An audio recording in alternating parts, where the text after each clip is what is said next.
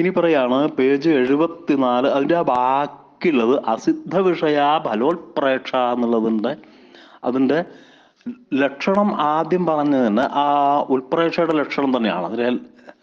അപ്പം അസിദ്ധ വിഷയമായിട്ടുള്ള ഫലോത്പ്രേക്ഷ ഫലം ആണ്, എന്നാൽ അത് അസിദ്ധ വിഷയമാണ്. അസിദ്ധ വിഷയം എന്ന് പറഞ്ഞാൽ അപ്രസിദ്ധ വിഷയം എന്നർത്ഥം.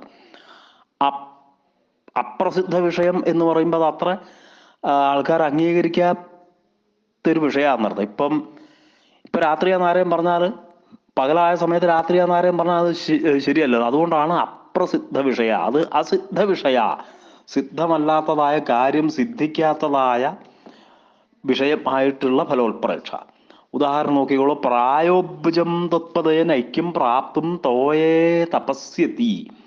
പ്രായ എന്ന് പറഞ്ഞാൽ നമ്മളെ പ്രായം എന്നല്ല അർത്ഥം. പ്രായ സംസ്കൃതത്തിൽ പറഞ്ഞാൽ മിക്കവാറും.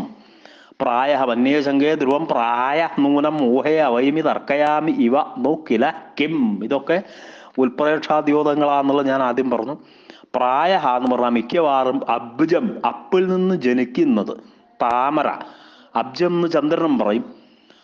പിന്നെ ത്വത്പദേന ഐക്യം പ്രാപ്തും, നിന്റെ കാലടികളുമായിട്ട് ഐക്യം പ്രാപിക്കുവാൻ വേണ്ടിയിട്ടാണ് തോയേ തപസ്യതി, വെള്ളത്തിൽ തപസ് ചെയ്യുന്നതെന്നർത്ഥം. അപ്പം എന്താണ്? കാന്തായാഹ പാദം വർണ്ണയതി, കാന്തയുടെ പാദമാണ് വർണ്ണിക്കുന്നത്. പ്രായ കമലം തവ പദേന ഐക്യം പ്രാപ്തും ജലേ തപസ്യതി.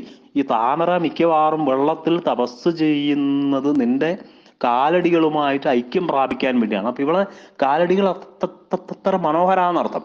അതാണ് പറയുന്നത്.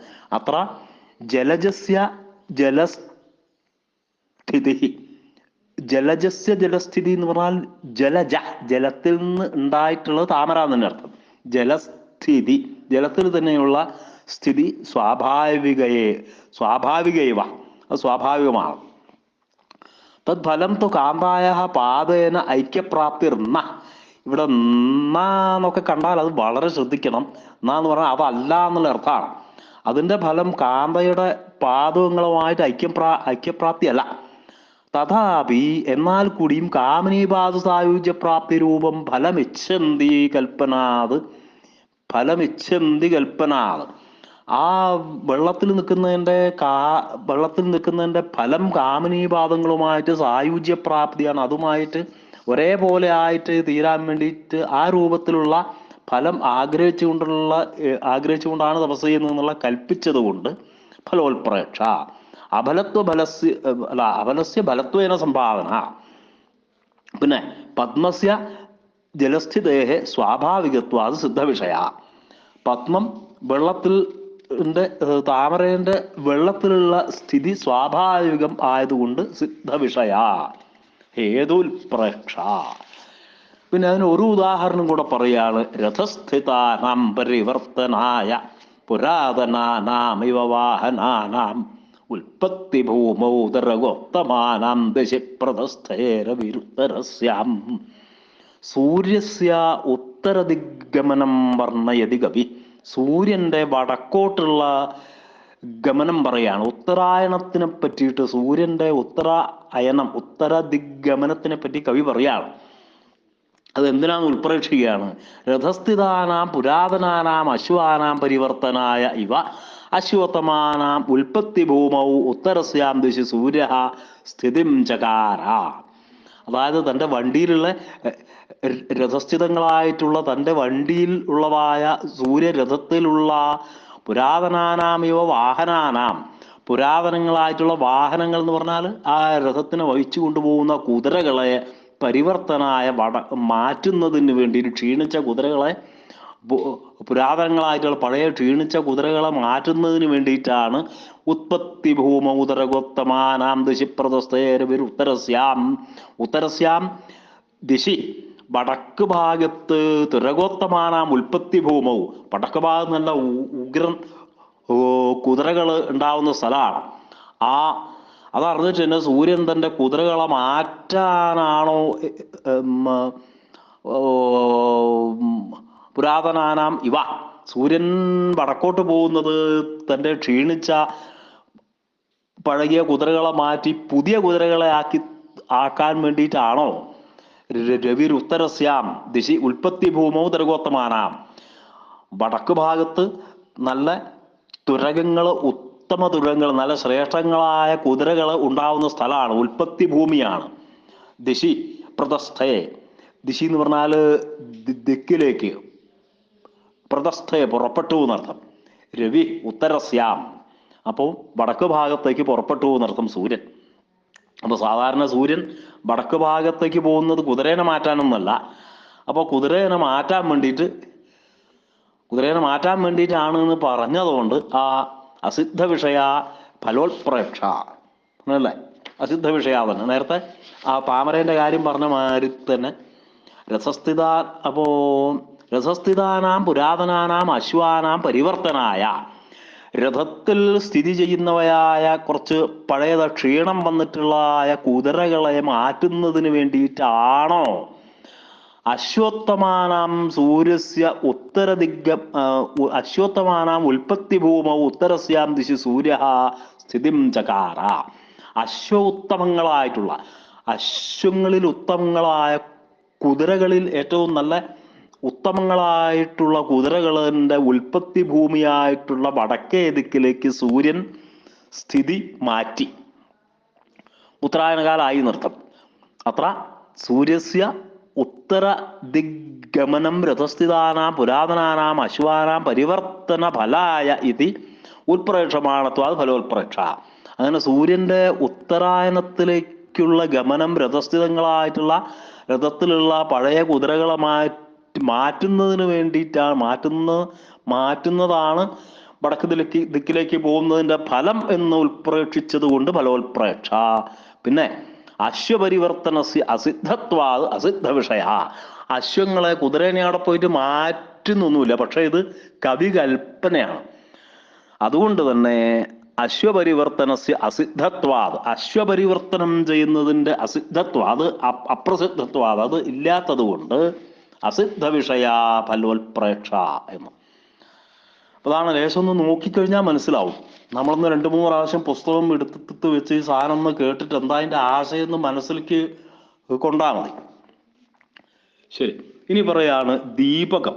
75-ാം പേജ് ദീപകം എന്നാണ്.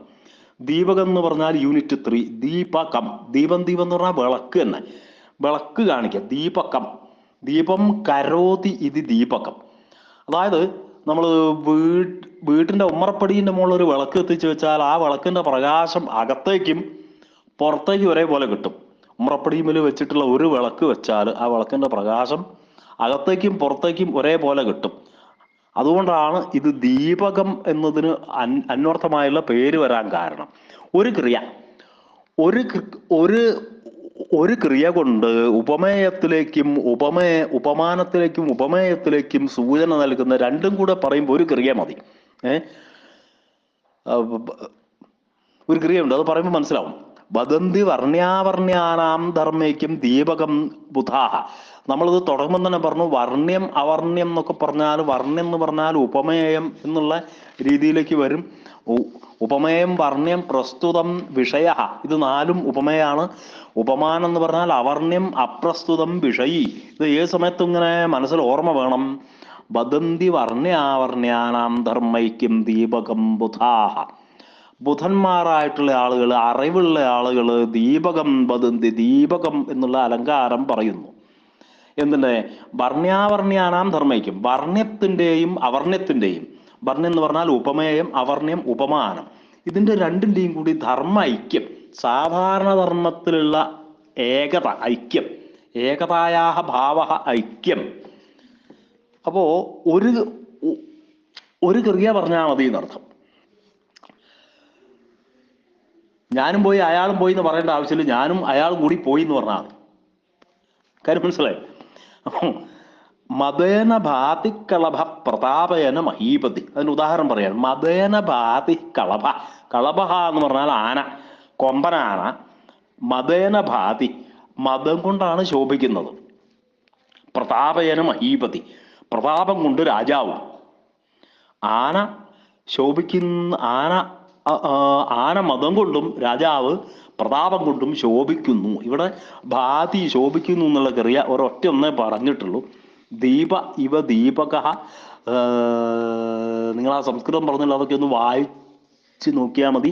മതേന ഭാതി കളഭ, ഇത് ഉദാഹരണം. ഇതൊക്കെ ഒന്ന് കളഭ കരികളഭ മതേന ഭാതി ശോഭതയെ. കരികളഭ എന്ന് പറഞ്ഞാൽ ആനക്കുട്ടി എന്നൊക്കെയാണ് അർത്ഥം, ആന തന്നെയാണ്. ഇതൊക്കെ ഒന്ന് വായിച്ചിട്ട് മെല്ലെ അത്ര വർണ്ണസ്യ രാജ്ഞ അവർണ്ണസ്യ കളഭസ്യജ ഭാനരൂപ ഏക ക്രിയ അന്വയ വർണ്ണിത ഇത്യത ദൈവകാലക്കാരൻ. ഇവിടെ വർണ്ണ്യമായിട്ടുള്ള രാജാവിനും അവർണ്യമായിട്ടുള്ള ആനയ്ക്കും, ഉപമേയമായിട്ടുള്ള രാജാവിനും ഉപമാനമായിട്ടുള്ള ആനയ്ക്കും ഭാനയിക രൂപക്രിയ അന്വയ, ഭാനം പ്രകാശിക്കുക എന്നുള്ള ക്രിയയില് ഒരു ക്രിയയില് അന്വയം വർണ്ണിച്ചത് കൊണ്ട് ദീപകാലങ്കാരം. ദീപസാദൃശ്യാത് ദീപക. ഇതൊക്കെ നോക്കിക്കോളൂ ഒന്ന്.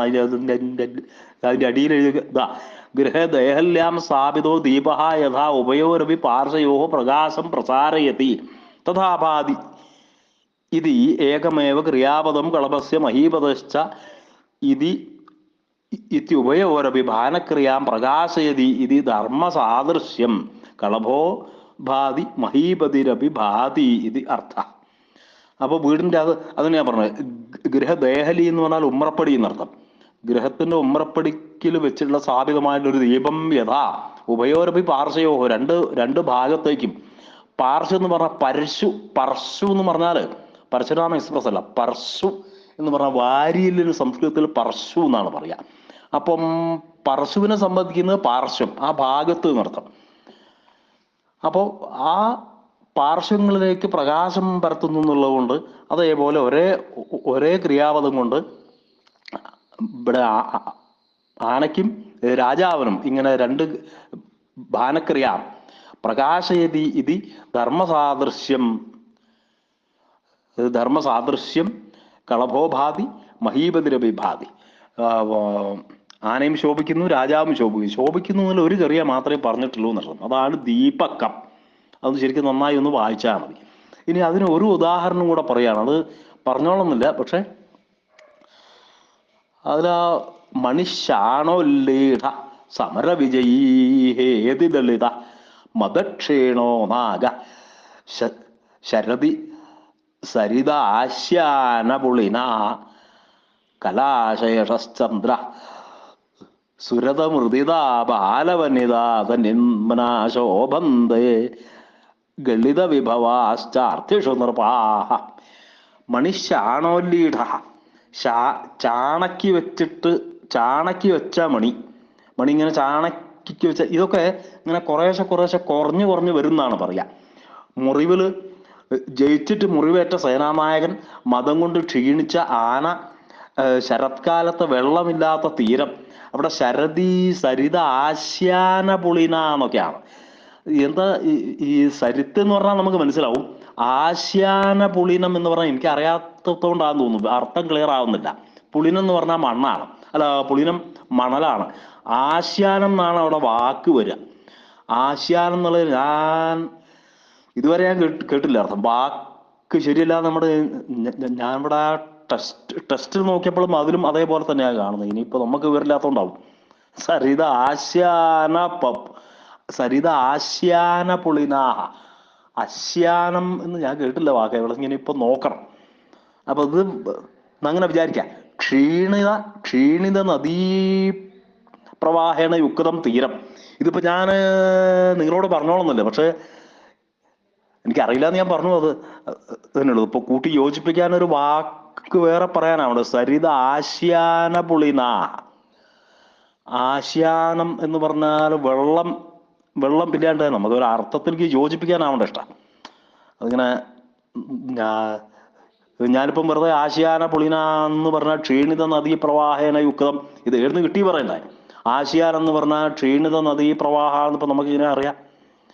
ആശ്യാനം ഒന്നും ശ്യാമം അല്ല. എന്തോ എനിക്ക് മനസ്സിലാവാത്തതുകൊണ്ട് ഞാൻ മനസ്സിലായില്ല എന്ന് തന്നെ പറഞ്ഞു എന്ന് മാത്രമേ ഉള്ളൂ. അപ്പൊ നമ്മൾ സംശയമുള്ള അവിടെ എഴുതി വെക്കണം. വേറെ ആരോടെങ്കിലും ചോദിക്കണം. എനിക്ക് ആരോടും ചോദിക്കാൻ പറ്റിയിട്ടില്ല. ഇത് ചോദിച്ച ആരോടും ചോദിക്കുകയാണെങ്കിൽ ഞാൻ പറഞ്ഞുതരാം. സരിത്ത് എന്ന് പറഞ്ഞാൽ നമുക്ക് മനസ്സിലാവും. പുളിനെന്ന് പറഞ്ഞാൽ മണലുമാണ്. ആശ്യാനം എന്നാണ് പിന്നെ അവിടെ വാക്കുള്ളത്. സരിത ആശ്യാന പുളിന. കുവലയാന്തത്തിലും അത് ഇതിൽ തെറ്റിയതാണെന്ന് അറിയാൻ വേണ്ടി കുവലയാന്തത്തിലും ഞാൻ നോക്കി. പക്ഷെ അതിൽ ആ ശ്ലോകം ഉണ്ടെന്നല്ലാണ്ട് അതിൻ്റെ വ്യാഖ്യാനമൊന്നുമില്ല. അതായാലും വലിയ സൂത്രം. അപ്പൊ അത് അർത്ഥം അവിടെ ശരിയായിട്ട് അത് ആശ്യാനം എന്നുള്ളതിന്റെ അർത്ഥം അവർ ഒന്ന് പറഞ്ഞിരുന്നു വെച്ചാൽ നന്നായിരുന്നു. അത് ശരിയായില്ല. പിന്നെ പോട്ടെ. അപ്പം ക്ഷീണിത നദീപ്രവാഹേന യുക്തം തീരം. ഇങ്ങനെ നമുക്ക് അറിയാത്ത കാര്യങ്ങളൊക്കെ അറിയില്ല എന്ന് തന്നെ തുറന്ന് പറയണം. അതിനുള്ള ഒരു ആർജവം കാണിക്കണം. അപ്പോൾ എന്നാലേ ഇപ്പോൾ നമുക്ക് വിവരമില്ല എന്നൊക്കെ വേറെ ആൾക്കാർ പറയുമായിരിക്കും. പക്ഷേ ഇത് നമുക്ക് ക്ലിയർ ആവണ്ടേ ആദ്യം. നമുക്ക് ക്ലിയർ ആയ സാധനമല്ലേ പറയാൻ പറ്റുള്ളൂ. എന്തോ ആവട്ടെ. അപ്പോൾ ക്ഷീണിത നദീപ്രവാഹേന യുക്തം തീരം ഏകകലാവശേഷ ചന്ദ്ര. ഒരു കല, ഒറ്റ കല മാത്രമായുള്ള ചന്ദ്രൻ. സുരതം കൊണ്ട് ക്ഷീണിച്ച ബാലവനിത. സുരത മൃദിത ബാലവനിത. മൃദിത എന്ന് പറഞ്ഞാൽ സുരത മൃദിത. സുരതം കൊണ്ട് മൃദം എന്ന് പറഞ്ഞാൽ മൃദിത. ഇത് ചെറുതായി ഒന്ന് ഇളക്കി മറിച്ചാന്നൊക്കെ അർത്ഥം. മൃദിത എന്നൊക്കെ പറഞ്ഞാൽ അതാണ് അർത്ഥം. മൃദിത ബാലവനിത, ചെറിയ സുന്ദരി. മൃദിത എന്ന് പറഞ്ഞാൽ ചെറുതായിട്ടൊന്ന് ഇളക്കി മറിച്ച് എന്നുള്ളതാണ് അർത്ഥം. അപ്പൊ എന്നിവരും പിന്നെ അർത്ഥികൾക്ക് വിഭവങ്ങൾ മുഴുവൻ നൽകിയ രാജാക്കന്മാരും തനിമ്നാശോഭന്തേ ഗളിത വിഭവാശ്ച അർത്ഥിഷു നൃപാഹ. ഇവരൊക്കെ തന്നെ ശോഭന്തേ എന്നേ പറഞ്ഞുള്ളൂ. തനിമ്നാശോഭന്തേ, തനിമ്ന കൊണ്ട്, കൃഷത കൊണ്ട്. തനിമ്ന എന്ന് പറഞ്ഞാൽ തനു കാർഷ്യേന കൃഷത, തനു കൃശോകരണ എന്ന് മറ്റുണ്ട്. ഞാൻ ഇവിടെ അമരകോശത്തിലായിട്ടുണ്ട്. തനു എന്ന് പറഞ്ഞാൽ അങ്ങനെ തന്വി എന്ന് പറഞ്ഞില്ലേ നമ്മൾ. തന്വി എന്ന് പറഞ്ഞാൽ ഒരു മെലിഞ്ഞ സ്ത്രീ എന്നർത്ഥം, സുന്ദരി എന്നാണ്. തനു എന്ന വാക്കിന് കൃശമായത് എന്നർത്ഥം, മെലിഞ്ഞത്. തനിമ്നാശോഭന്തയെ, തനിമ്ന കൊണ്ട്. തനിമ്ന എന്ന് പറഞ്ഞാൽ കൃശത കൊണ്ട്, കാർശ്യം കൊണ്ട്, മെലിഞ്ഞത് കൊണ്ട് ഇവരൊക്കെ തന്നെ ശോഭിക്കുന്നു. എല്ലാവർക്കും വിഭവങ്ങൾ ഈ മറ്റേ ചാണക്കി വെച്ച മണി, അതേപോലെ ജയിച്ച് മുറിവേറ്റ സേനാനായകന് ക്ഷീണമാണ്. അയാൾ ചാവാനായിട്ട്. ആ സേനാനായകന്റെ ശക്തിയൊക്കെ പോയിട്ട് മുറിവേറ്റു എന്ന് പറഞ്ഞപ്പോൾ അയാൾക്ക് ശക്തിയൊന്നുമില്ല. മതം കൊണ്ട് ക്ഷീണിച്ച ആന, ശരത്കാലത്ത് വെള്ളമില്ലാത്ത തീരം, ഒറ്റക്കല മാത്രമായുള്ള ചന്ദ്രൻ. ചന്ദ്രന്റെ കല ഇങ്ങനെ ചെറുതായൊരു ചെറിയ ഒരു കലയുള്ളൂ, ഒരു തേങ്ങാപ്പൂളിന്റെ അത്രയേ ഉള്ളൂ.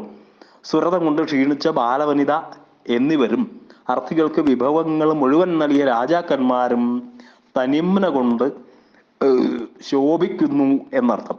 ശോഭാരൂപ ഏകധർമാന്വയ വർണ്ണനാത് ദീപകലക്ഷണ സംഗതി.